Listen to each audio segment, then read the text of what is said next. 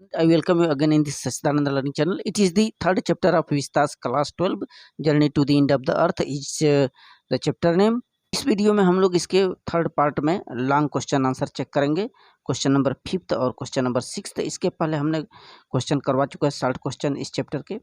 तो student board exam में कुल टोटल 15 नंबर के इस विस्तास से आते हैं, जो कि 7 नंबर का एक लॉन्ग क्वेश्चन होगा और 2 60 क्वेश्चन पूछे जाएंगे, 4 दूनी 8 नंबर के। और इसके पहले हमने 5 पार्ट आपके प्रोज कवर किए हैं और 5 पार्ट पोइट्री कवर किए हैं हमारे इस चैनल में। English class 12 NCERT UP board, नीचे प्लेलिस्ट बना हुआ है, उस पर जाकर के चेक करें सारे वीडियो को और एग्जाम की प्रिपरेशन करें। लॉन्ग क्वेश्चन का ये थर्ड पार्ट है। इस वीक के पहले हमने क्वेश्चन 1 से लेकर के 4 तक किया गया है और इस पार्ट में आइए हम लोग चेक करते हैं। पहली बार चैनल पर आए तो चैनल को सब्सक्राइब कर दे फॉर सपोर्ट मेल। सो आइए क्वेश्चन नंबर 5th चेक करते हैं। Question number 5th is what was the student on ice programme. माने स्टूडेंट ऑन आइस प्रोग्राम क्या था। व्हाट वाज इट्स एम, इसका क्या लक्ष्य था, उद्देश्य था इस प्रोग्राम का, स्टूडेंट ऑन आइस प्रोग्राम का। और why it become successful programme, और यह प्रोग्राम आखिर सफल कैसे हुआ, क्यों सफल हुआ। सो स्टूडेंट तिसानी जो दोषी इस चैप्टर की लेखिका हैं, वह हाई स्कूल के बच्चों को लेकर के टूर पर जाती हैं, सफ़र करवाती हैं अंटार्कटिका पर और वहाँ के अनुभवों को अपने साथ जोड़ती हैं, बच्चों को सीख देती हैं। So the student on ice program which gives the inspiring educational opportunity to the student। यह जो प्रोग्राम है, यह जो कार्यक्रम है स्टूडेंट ऑन आइस, यह बच्चों को प्रेरणादायक यानी छात्रों को प्रेरणादायक शैक्षणिक अपॉर्चुनिटी यानी अवसर प्रदान करता है उन्हें। The aims of student on ice program was taking high school student to the ends of the world। तो इसका जो मेन एम होता है कि कक्षा 10 के छात्रों को वर्ल्ड के, संसार के दूसरे किनारों पर ले जाना, दूसरे एंड्स पर, छोर पर ले जाना, and providing them with inspiring educational opportunity, और उनमें एक प्रेरणादायक शैक्षणिक अवसर प्रदान किया जाए। Which will help them for a new understanding, them foster a new understanding, जिससे कि उनमें एक नई समझ का विकास होगा, नई चेतना का, अंडरस्टैंडिंग का फोस्टर होगा, विकास होगा, and respect for their planet, और अपना जो ग्रह है अंटार्कटिका उसके प्रति ये सम्मान की भावना जागृत होगी, अपने धरती के प्रति, अपने ग्रहों के प्रति। By this programme the student something learns and accepts in their little age. तो इस प्रोग्राम से क्या होता है, जो छात्र होते हैं अपने इस लिटिल एज, अपने छोटे से उम्र में कुछ सीखते हैं, कुछ उनसे ग्रहण करते हैं। It gives them life changing experience, तो यह जीवन परिवर्तन वाले ये अनुभव को प्रदान करता है। ये सब चीज़ें फिर जीवन में कैसे हम परिवर्तन लाएं, एक प्रकार का उनको एक्सपीरियंस देता है। और यह एक सक्सेसफुल प्रोग्राम रहा। क्यों? The student on ice programme become a successful because all who go to the South Pole. यह सफल रहा इसलिए क्योंकि जो भी उस दक्षिणी ध्रुव पर जाते हैं, साउथ पोल पर यानी अंटार्कटिका पर जाते हैं, are deeply affected by it. वहाँ जा कर के उन सब चीज़ों को देख करके काफ़ी प्रभावित होते हैं। ऑन वाचिंग ग्लेशियर रिट्रीटिंग, उन हिमखंडों को, ग्लेशियरों को रिट्रीटिंग होते हुए यानी कि संकुचित होते हुए, सिमटते हुए, and ice shelves collapsing. Ice shelves माने बड़े बड़े जो बर्फीले चट्टान हैं उनको कोलैप्सिंग माने नष्ट होते हुए जब देखा जाता है तो एक तरह से अभिभूत हो जाते हैं बच्चे, उनसे सीखते हैं। One begin to realise that the threat of global warming is very real, और कोई भी ये महसूस करता है, एहसास करता है कि जो ग्लोबल वार्मिंग का जो थ्रेट है, खतरा है, तापमान का बढ़ता हुआ जो खतरा है वो वास्तविक है। जब कैसे मालूम चलेगा, जब वहाँ जाएंगे, उनसे सीख लेंगे।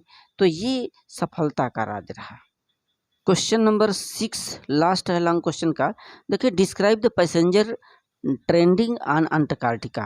तो अंटार्कटिका पर जो यात्रीगण पहुंचे थे 52 अपना सज धज करके, लेखिका तुसानी दोषी के साथ वाटरप्रूफ कपड़े पहने हुए, तो पहली बार जब पधारे तो उसको जिक्र करना है, व्यक्त करना है। वहाँ आगे पूछ रहा है कि what life was surviving there, वहाँ पर जीवन आखिर कैसे चलता है, कौन से जीव जीवित रहते हैं, and what did they learn from Antarctica, और वहाँ अंटार्कटिका से वो लोग क्या चीज़ सीखते हैं। तो देखें, the passenger reached Antarctica after 100 hours travelling by the cars, aeroplanes and ships.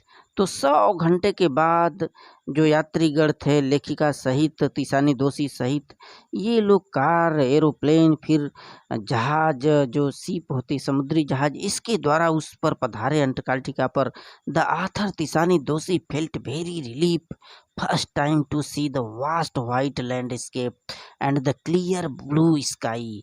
और वहाँ पर पहुँच करके जो आथर तीसानी दोषी हैं, बहुत ही सुकून महसूस की, खास करके द वास्ट वाइट लैंडस्केप, जो वह विस्तृत सफ़ेद भूदृश्य और स्वच्छ नीले आसमान वाला जो वहाँ का नज़ारा था, भूदृश्य था, उसको देख करके उनको रिलीफ तो मिला, but after just see wondered, लेकिन तुरंत ही इसके बाद तुरंत वो आश्चर्यचकित हो गई। क्यों? इट्स वास्टनेस, इसकी विशालता पर, इतना बड़ा था वह। इट्स आइसोलेशन, इसके अलगाव पर, ऐसा लगता था मानो ये अलग है। But most of all at the fact that at one point of time India and Antarctica had been the part of the same land mass.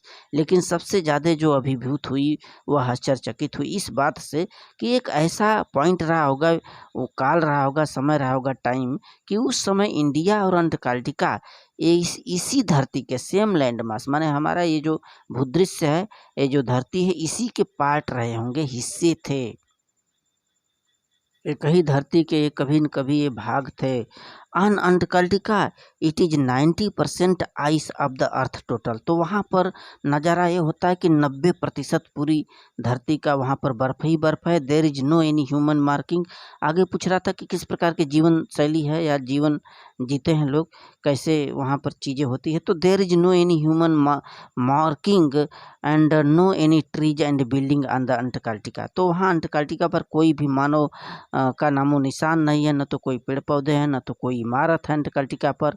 And in the seas of Antarctica they saw seals sunning on the ice flex.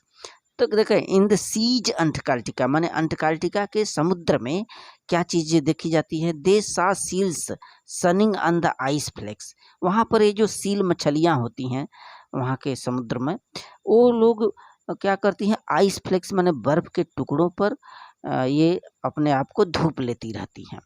They learned life changing experience from the Antarctica. और वहाँ जाकर के ये लोग क्या सीख लिए, इससे उन लोगों को जीवन चेंजिंग माने लाइफ चेंजिंग एक्सपीरियंस, जीवन परिवर्तन करने वाले जो अनुभव है, ये चीज़ उनको सीख मिलती है। आखिर लोग कैसे ढलते हैं, किस प्रकार से जीवन को परिवर्तन किया जा सकता है। They knew that the threat of the global warming is real. और यह भी जान पाए कि जो ग्लोबल वार्मिंग का थ्रेट है, खतरा है, वह वास्तविक है। ये कैसे जान पाएंगे, वहाँ जाएंगे, वहाँ से सीख लेंगे तभी। So thank you student.